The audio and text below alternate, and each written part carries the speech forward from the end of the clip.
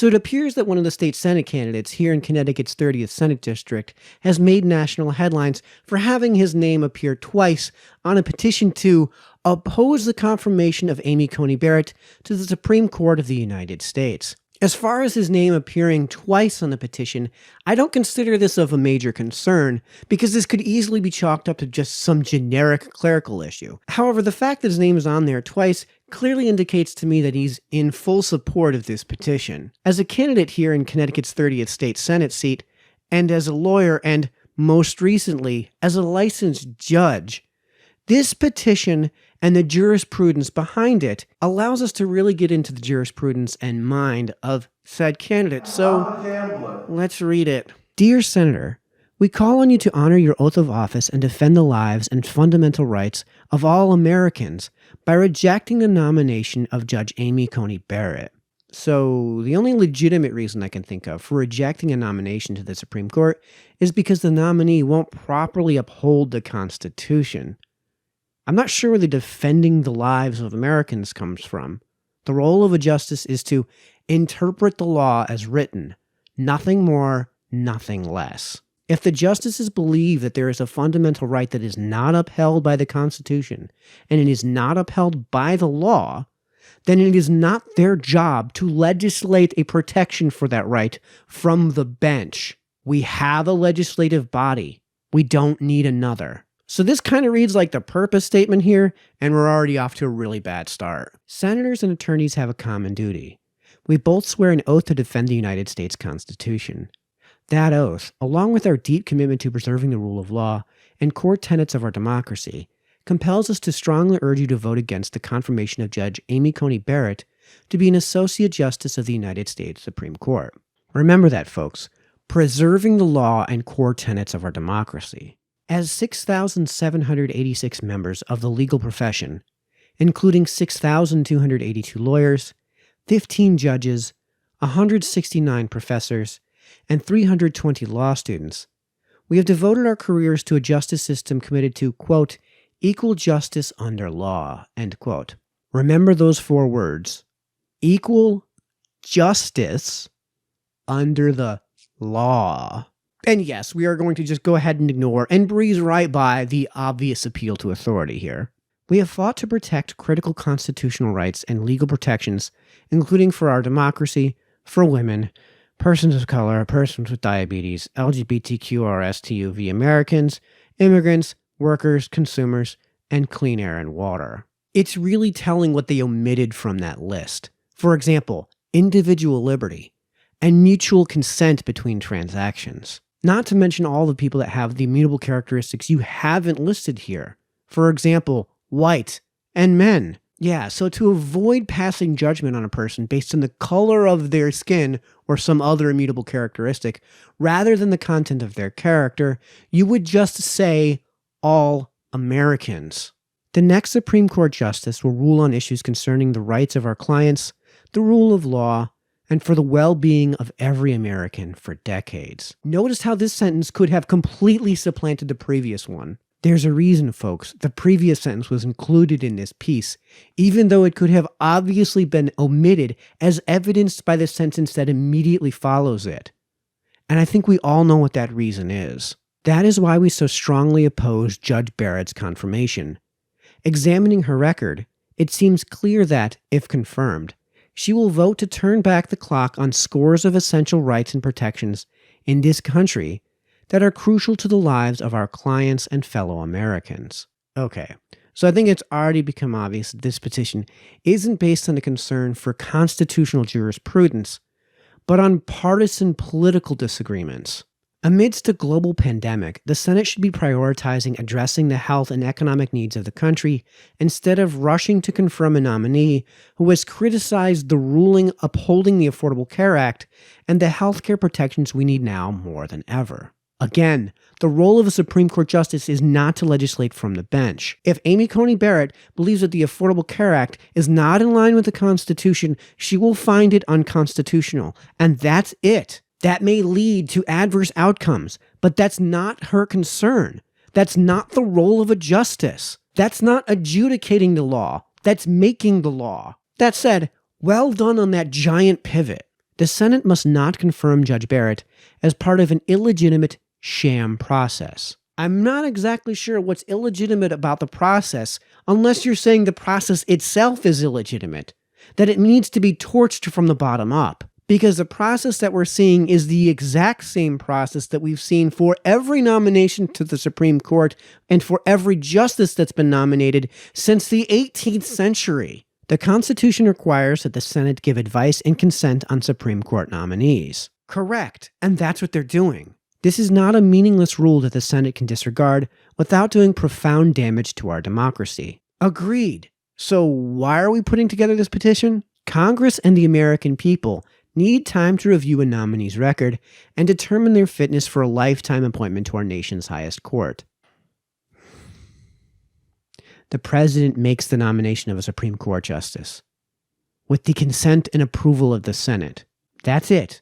That's the whole process. There is no popular election. Congress is not involved in any of this. The American people, as you've suggested, don't need the time you've suggested that, say, our senators and our president need when conducting this vetting process. The American voters' involvement in this process is the election of senators and the election of the president. That's it. We live in a constitutional representative republic. That's how this works. And it's a damn good thing. At the outset, we are outraged that Senate leadership seems committed to an expedited, sham process to confirm Bennett. Americans have already started voting. You must respect their decision. Right, they also voted in 2014, 2016, and 2018, and we should respect their decisions. The president and all of the senators duly elected to office were elected by voters who knew what the lengths of those terms were, who knew going in that the president serves a 4-year term and that all senators serve a 6-year term, not a 5-year term, not a 3-year term, not a 1-year term. Not for either of those terms. What you're implying here is a rejection of the exact decision that you're suggesting, which was made in 2014, 2016, and 2018. Now, if you're going to argue that it's hypocritical of Senator Mitch McConnell to hold the hearings now and not wait until after the elections, well, that's fine. That's a legitimate case to be made, but that's not the case that you're making here. If you're going to argue that it was a dumb argument when Joe Biden first made it in 1992, and that it was dumb of Mitch McConnell to stoop to their level in 2016, and that he's a hypocrite for not holding by his own standard in 2016, then I'm with you. But again, this isn't the argument that's being made. Now, I'd also argue that if, say, Mitch McConnell had retired between 2016 and now, and that another Republican had filled his shoes who wasn't in office in 2016, or who opposed the delaying of the hearing process for Merrick Garland in 2016, was the Senate Majority Leader, then I would be perfectly okay with them saying it was dumb in 92, it was dumb in 2016. We have a job to do. We are still senators until at least January. And the President of the United States is still the President of the United States till at least the middle of January, which is months from now. It is our job to hold these hearings in 2020. That's fine. That is me holding a consistent and principled standard. Again, none of this is at the heart of this complaint here, and none of this forms the basis of any of the arguments being made in this petition. And then there's this huge problem with the notion that Americans have already started voting.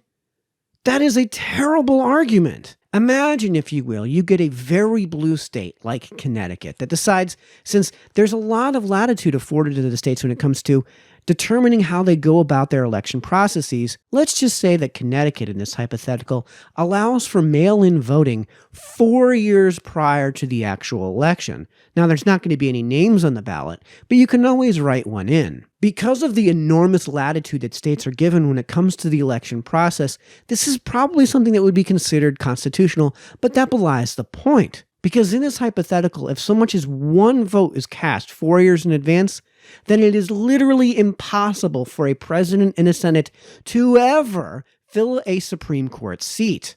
And all of that, of course, is made irrelevant by the fact that we had elections in 2014, in 2016, and in 2018. The president was elected to a 4-year term. The senators were all elected to 6-year terms. Those terms are not expired. They have a job to do, so they should do it. If the Senate confirms any candidate under these circumstances, It will cause irreparable damage to the public's faith in the Supreme Court and the rule of law. I would say just the opposite, and that your argument, if taken to its logical end and applied wholesale to the process of itself, I would say that would have the effect of causing irreparable damage to the public's faith in the Supreme Court and the rule of law. This alone should be enough for any senator to oppose any nomination, including Judge Barrett's, until the next congressional term. But what we're going to see here, and what we've seen throughout already, is that it's not just any justice. It's really just Amy Coney Barrett, and it's really just the justice nominated by Trump. Let's be honest. Judge Barrett's record also shows that the lives of millions of Americans are at stake. Again, the role of a justice is not to legislate from the bench. You're petitioning senators. They are members of the legislature. If you want legislative action to protect the lives of millions of Americans, then perhaps you should be asking your legislature to pass legislation to do so, not petitioning senators to engage in partisanship during the nomination and confirmation process of a Supreme Court appointment. At the time of drafting, over 219,000 Americans have died of the COVID-19 pandemic, with roughly 3,000 people dying, the number of people who died at the September 11, 2001 terrorist attacks, every 4 days. My heart weeps for your emotional appeal. Millions of Americans are out of work. Schools and businesses are closed. Is that because of the pandemic itself, or is that because of reactions to the pandemic itself? Are millions of Americans out of work because of the pandemic, or are they out of work because state governmental bodies are precluding them from going back to work? Are schools and businesses closed because of COVID-19, or are they closed because of, again, governmental processes that force these schools and businesses to be closed, whether or not they want to or ought to be? This is a national health and economic crisis that demands immediate action. Again, the role of a justice is not to legislate from the bench. You are petitioning senators in this petition. If you want them to legislate, tell them to legislate. But that's not what we're doing here. And that tells you a lot about the petition itself and the people who have signed the petition. If the Senate instead chooses to confirm Judge Barrett, it will make matters worse. The Affordable Care Act protects 133 million Americans with pre-existing conditions, including the 7 million Americans who have tested positive for COVID-19, but Donald Trump has promised that any judge he nominates will overturn the ACA. Again, the role of a Supreme Court justice is not to concern themselves with the outcome of their jurisprudence. The role of a justice is to adjudicate the law. That's it. And if the law is not in conformance with the Constitution, and I'm not saying that it necessarily is or isn't in this case, but if the law isn't in conformance with the Constitution, then the Supreme Court should decide that the law is not in conformance with the Constitution. And that's it. Even if, granting the principle of charity, I grant that the Affordable Care Act protects 133 million Americans with pre-existing conditions, including the 7 million Americans who have tested positive for COVID-19. Even if I grant that, again, the outcome is not the concern. Your complaint should not be about the ACA and the outcome of the decision of a Supreme Court justice on the ACA, but whether or not the ACA is constitutional, and more importantly, whether or not the justice who has been nominated and is being vetted through this Senate vetting process is able to see that their role is not to determine if the ACA is good, but if it's constitutional.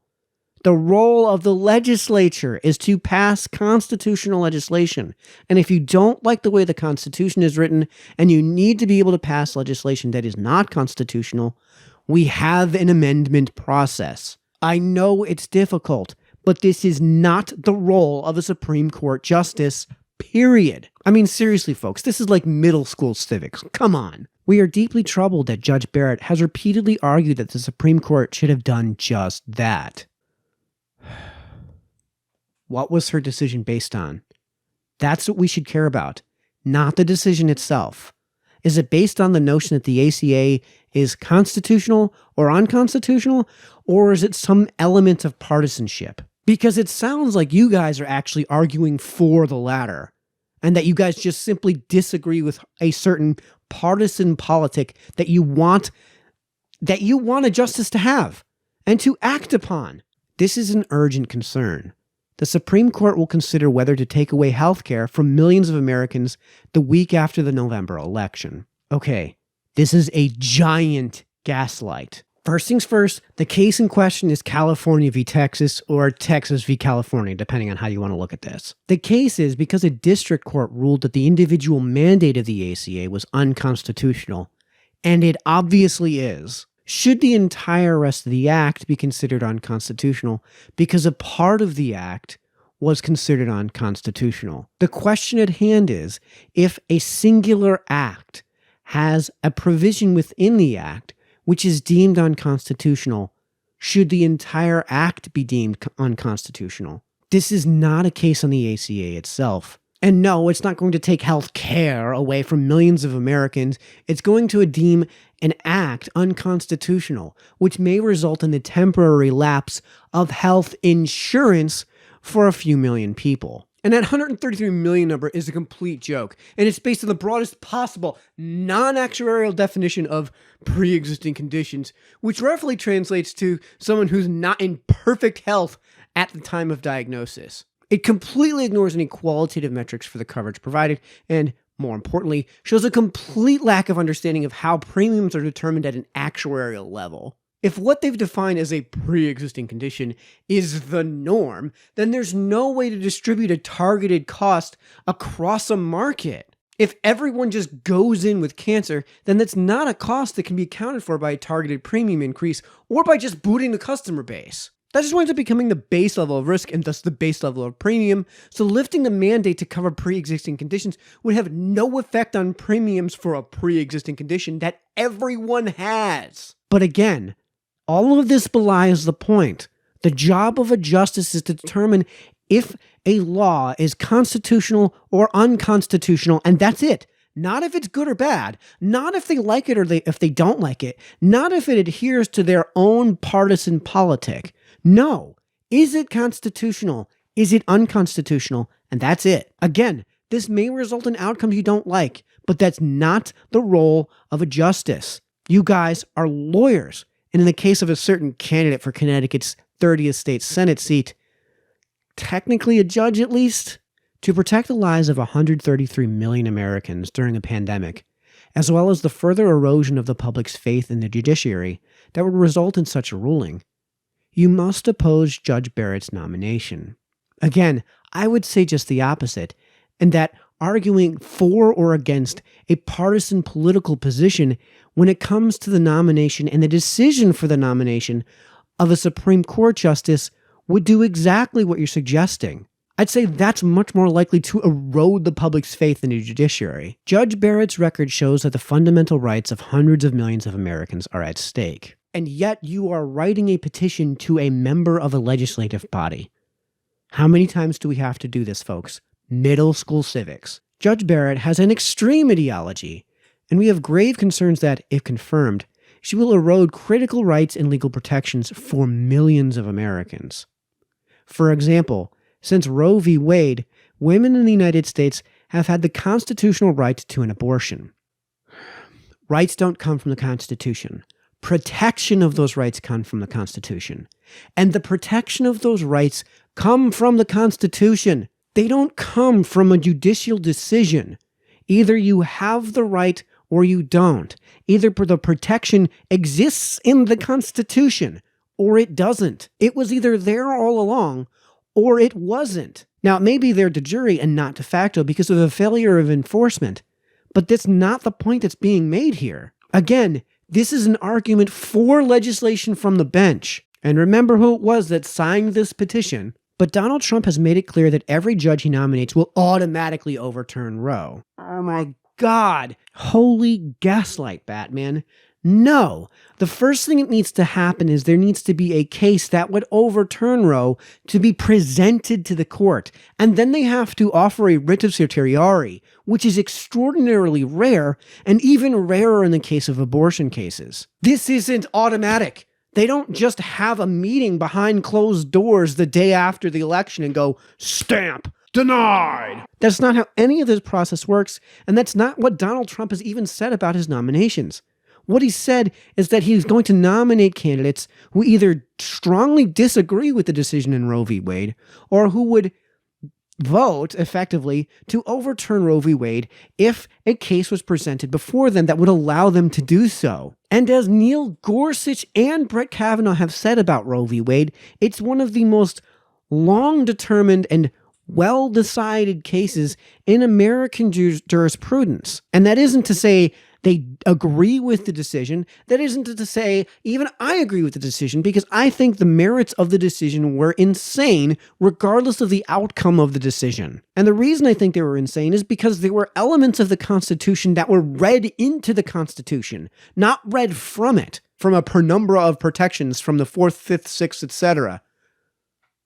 No. And again, this isn't me making an opinion on the outcome of the decision or even on abortion, but on the decision itself. If you want to have a federal protection for abortion, you do that through the legislative process, not through the bench. And the worst part is that these lawyers that have signed on to this position don't seem to know that the standard is no longer Roe in these cases. It's Planned Parenthood versus Casey, which was decided almost 20 years later. Judge Barrett has repeatedly criticized Roe and has made it clear she does not believe a Supreme Court justice should follow precedent that is in conflict with her understanding of the Constitution.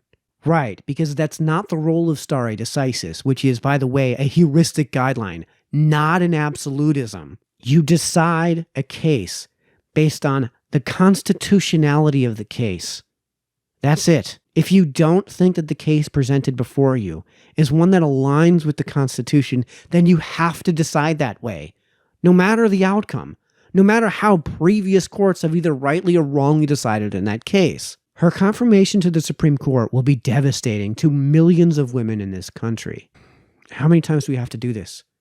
The outcomes of the decisions are not what should be considered during the confirmation process, because the outcomes of the decisions they make are not the decisions they make. The role of the Supreme Court is not to legislate from the bench. What are we on, like 6 times now? Indeed, as a judge in the 7th Circuit, Barrett has a consistent record of eroding civil rights, protections for workers, consumers, immigrants, and those in the criminal justice system. She is on record disagreeing with a host of well-established rights, from marriage equality to Miranda rights. No, she disagrees with the decisions in those cases, based on a constitutional perspective.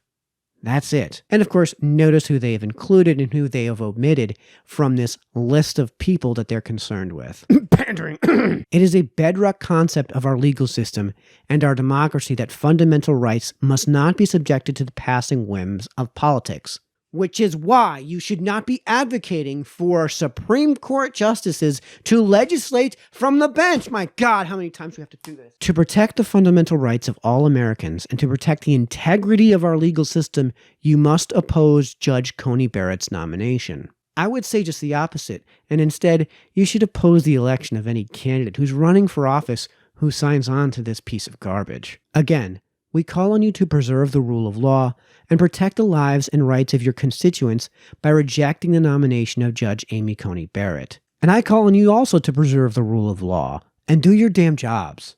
Justice Ginsburg once said, quote, "Someday there will be great people, great elected representatives who will say, 'Enough of this nonsense. Let's be the kind of legislature the United States should have,'" end quote. In her memory, make that day today. Honor your oaths of office and fulfill your constitutionally mandated role of advice and consent. Oh, you don't say. Protect the fundamental rights of your constituents as well as their access to health care during a pandemic. Access to health care, or do you mean governmental guarantee of health insurance? I know, that was an unfair shot across the bow. Reject the nomination of Judge Amy Coney Barrett to be an Associate Justice of the United States Supreme Court. If you have any questions about this letter, please contact Adam Fernandez, Vice President of Policy and Strategic Engagement, Lawyers for Good Government, at nominations@l4gg.org, or Keith Therion, Director of Outreach, Alliance for Justice, Keith Theory on afj.org. And I'm going to tell my viewers at home not to reach out and harass the candidate who I think you should not be voting for. Good night, folks.